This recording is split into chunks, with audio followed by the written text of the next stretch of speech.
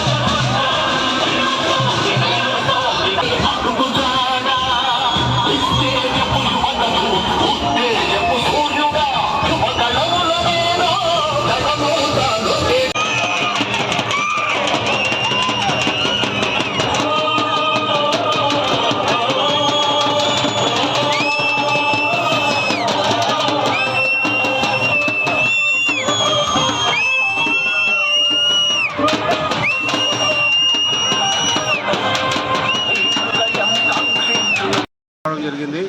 ఈ గ్రామంలో ప్రజలందరూ కూడా బ్రహ్మరథం పడుతున్నారు. ప్రతి ఒక్కరు కూడా ఎప్పుడు వస్తాయి ఎన్నికలన్నీ ఎదురు చూస్తున్నారు. అది రానే వస్తుంది. ఇంకా 13వ తారీఖు అంటే ఇంకా 4 రోజులు మాత్రం ఉంది. ఆ 4 రోజులకి ప్రజలందరూ కూడా 1000 కళ్ళతో ఎదురు చూస్తున్నారు. అందరూ కూడా చెప్తున్నారు మేము తెలుగుదేశం అభ్యర్థి నేను అత్యధిక మెజార్టీతో గెలిపిస్తామని చెప్తున్నారు. అలాగే అందరూ కూడా నమ్ముతున్నారు. అలాగే బీటీపీ ప్రాజెక్టు కూడా ఇక్కడ చాలా అత్యవసరం. నీళ్ళు రైతులకు అందరికీ కూడా చాలా అవసరం. అవి కూడా ఇక్కడ ఎందుకంటే వీళ్ళకి గ్రావిటీ ఫోర్స్లో నీళ్ళు వస్తాయి కాబట్టి ఒక 6 నెలల ముందు, అందరికన్నా ముందు వీళ్ళకి 6 నెలల ముందు వచ్చే అవకాశాలు ఉన్నాయి. ఖచ్చితంగా 6 నెలల ముందుగా ఇచ్చి చెరువులన్నీ కూడా లేపి వాళ్ళంతా రైతులు కళ్ళలో ఆనందం చూడటమే నా ధ్యేయం. అలాగే రేపు జగన్ రెడ్డి వస్తున్నాడని తెలియవచ్చింది.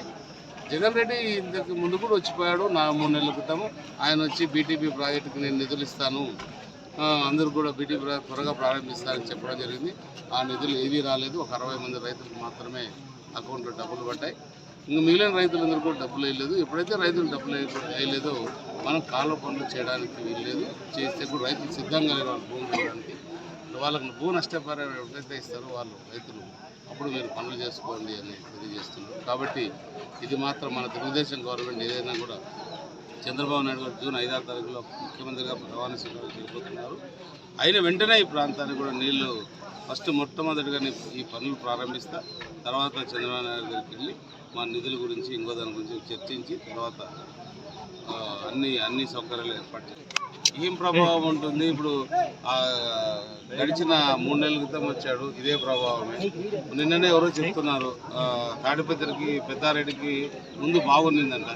జగన్ రెడ్డి పర్యటన తర్వాత ఆయన 7% వీక్ అయిపోయినాడు. అంటే ఏం మాట్లాడుతున్నాడు, ఏం చెప్తాడని చెప్పడానికి ఏం లేవు ఆయన దగ్గర. ఇది అదే చంద్రబాబు నాయుడు తీసుకోండి, ఎంతో అద్భుతంగా ఉన్నాయి మన మేనిఫెస్టో, చాలా అద్భుతంగా ఉంది. ఆ ప్రజలందరూ కూడా విశ్వసిస్తున్నారు ఆయన చేస్తే ఖచ్చితంగా పనులు చేస్తారని. కాబట్టి జగన్ రెడ్డి వచ్చే దాంట్లో వాళ్ళకి ఇంకా నష్టమే కానీ లాభం అయితే లేదని నాకు